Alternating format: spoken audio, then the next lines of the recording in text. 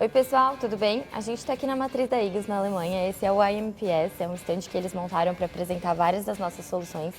E a gente está aqui com o Thomas Preissner, ele é gerente da linha de mancais esféricos da igus, da linha de igubal. E ele vai apresentar para a gente algumas novidades, contar para a gente algumas das últimos lançamentos da igus. Hi Thomas. Hello Rebecca. Thanks for taking time to talk with us. It's a great chance for us to explain a little bit more about our spherical bearings. Yeah? Good. So Thomas, can you share with us what are the main advantages of igus polymer bearings? Yeah, when you see that, we have for our group, for the igubal ones, we have a black housing, looks like the same material, looks like from our chains, yeah, very strong material.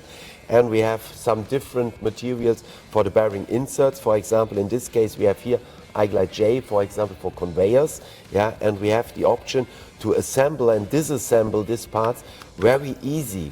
Yeah, that means on one side we produce only the housing and we produce the spherical ball in different kinds of materials, and then we can assemble them very easy, and the customer can assemble and disassemble this too.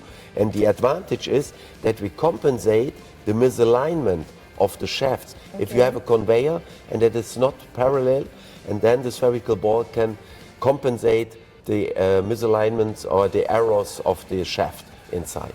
Nice. And if they are using like a metal bearing now, they can easily change through our solution? Yes, if you are using a 4-hole, for example, a 4-hole flange bearing or a 2-hole flange bearing, yeah, in metal, we can replace that very easy because we know the number. We need only to know the number of the part. Is a 208, for example, for a 40 millimeter shaft, or is a 204 for a 20 millimeter shaft? Yeah, then we can replace them straight away, one to one. And the important point is the pitch of the holes to fix them, okay. Yeah, and the diameter of the bearing inserts. Great. Yeah. And what are the main advantages to do to use our solutions instead of the traditional ones that we can find in the market? Yeah, okay. In the market, for example, you have a grease nipple inside the metal housings and you need to grease them once a day, once a month, once a week, whatever. Yeah, and that costs a lot of money for the lubricant and for the time to do that. Yeah, and in our case, you don't need to lubricate them. They are maintenance-free running, 24 hours up to a couple of years. Yeah, and we have a lot of fine references. For example, looks like for company Heineken, for Coca-Cola, yeah, Ambev, yeah, really big company. Yeah, and we have that around the world for different industries, for food, for industries from A to Z. So Thomas, can you share with us any successful applications that brought a lot of improvements to our customer application? Yeah, so we have that, for example, in breweries or in bottlers. Yeah, they have conveyors. They are running 24/7. That means 24 hours every day. Yeah, so and they need to maintain them every shift, every 2 shifts, every 4 weeks, whatever. And they need to invest a lot of money for the timing and for the lubricant. Yeah, and so and our solution was our self-lubricated, maintenance-free running bearing inserts. Yeah, for the plastic housing or for the metal housings too. Yeah, if the customer will not replace the metal ones, they can only replace the ball bearing out and plastic in. Very, very easy, and they can save a lot of money.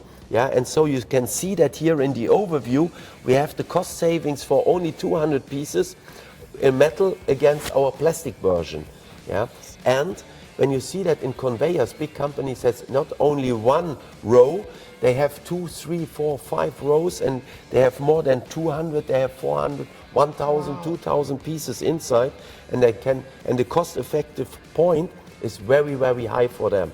Yeah. Nice. So it's manpower, lubrication, and you can have like an overview of the cost savings. Yeah, that sounds perfect with this combination against metal with the plastic bearing inserts. Yeah.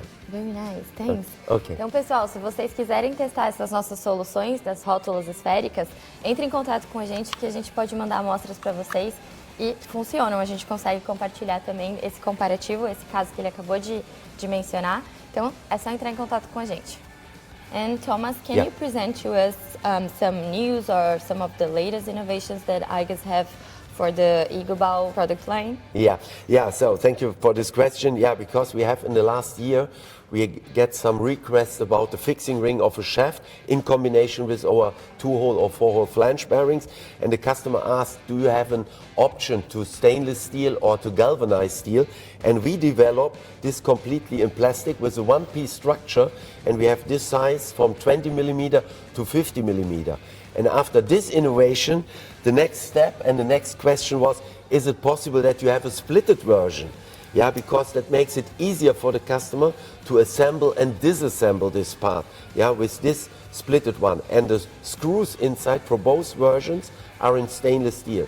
No problems with corrosion and no problems with rust and dirt and dust in this combination for both parts. Yeah, and we have the same from 20 mil to 50 mil. Nice, very nice. I can also see that you have some more news here. Yeah, so, and some other requests from customer was for conveyor belts with a high-speed application with 200 rounds per minute. Yeah, the normal conveyor has only 55 to 65 rounds per minute, and we have some customers they speed up by 200 rounds per minute, and then we bring our H3 material inside this game. Yeah, at the beginning we machined the parts, and you can assemble and disassemble these parts with the same housing. Yeah, we can bring them in. Okay, nice. Yeah, and you see that they can use for high-speed applications. They can use the same. Yeah, the disadvantage for the first samples, for example, we machined them. So machined parts a little bit more more expensive as molded versions. And after a half-year test in Belgium, for example, for a company, we start with our tools. Yeah, so that we have the same, looks like as a molded version. Yeah, and that makes it 5 times cheaper as a machined one. Nice. Yeah, and the number or the article part number of this one is H3 for high-speed applications. And we also have several sizes. Yes, that's right. We start with the 30 and 40 mil for the 2-hole and 4-hole flange bearings, and we enlarge this the sizes, yeah, up to 204 to 2010, yeah, from 20 mil to 50 mil. But we start because that's the most common dimensions with 30 and 40 millimeter for conveyor applications.